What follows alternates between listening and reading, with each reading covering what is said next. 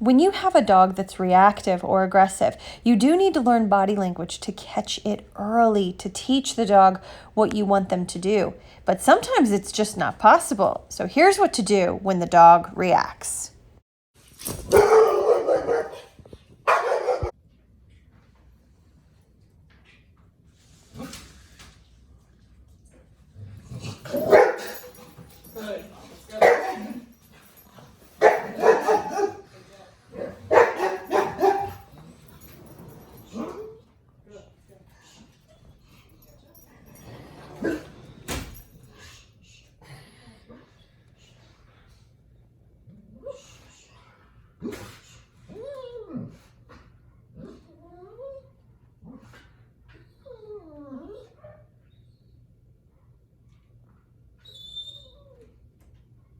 Now I'm going to go to the back door and work off the back door.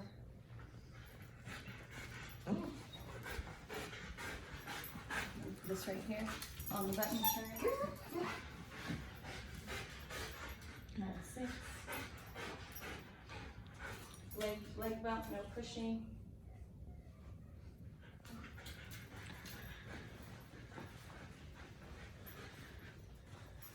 Then we do pressure. Good.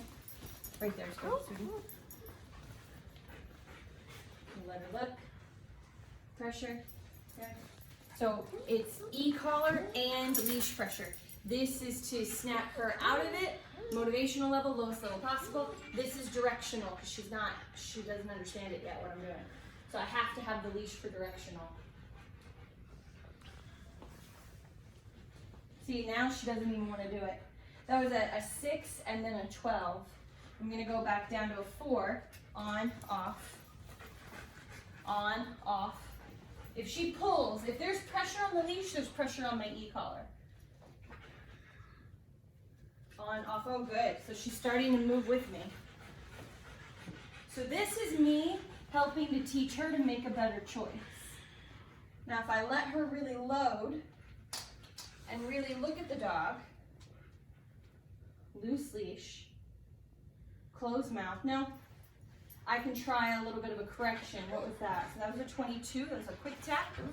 But I would prefer to do that a limited percentage of the time and do pressure. Call this crittering. See, now she doesn't even wanna go. So I want her to be comfortable though. But good job. I'm gonna give her some space. Good job. Let's go. I'm gonna let her give space if she wants. Good. Good. Good. Let's go. Good. So the next phase of this would be her seeing dogs quite regularly and just being able to exist and learn that nothing happens to her. So if she wants to give space, I'm going to reward that in the beginning. I'm going to bubble out and around dogs and I'm going to reward her giving space.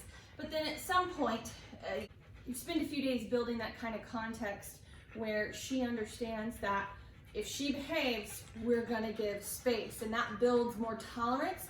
Then I can get her a little bit closer to dogs in safe situations. Let's go. And then that way she can just see dogs. Sit. Good, good.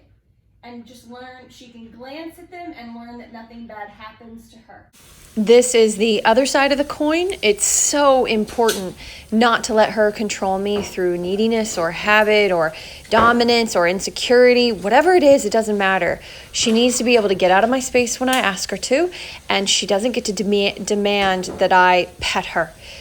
It makes it impossible to have believability when I try to tell her that when we go on a walk and she sees a dog, she doesn't need to protect her space or mine. Makes it impossible. It doesn't make any sense to her. So we also have to work on her relationship with people and how she views humans.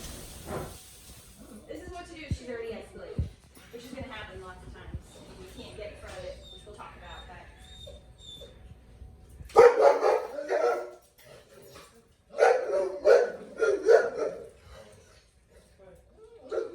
Thank you, Heather. She settles, I settle. Pressure up, not back. Yeah, straight up or up, maybe angled a little.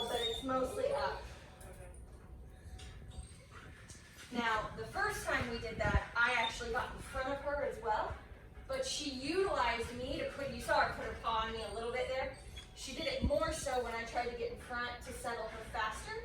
And so if there's anything like that going on with the dog, or you're uncomfortable, or the dog might redirect, you just stay at the side.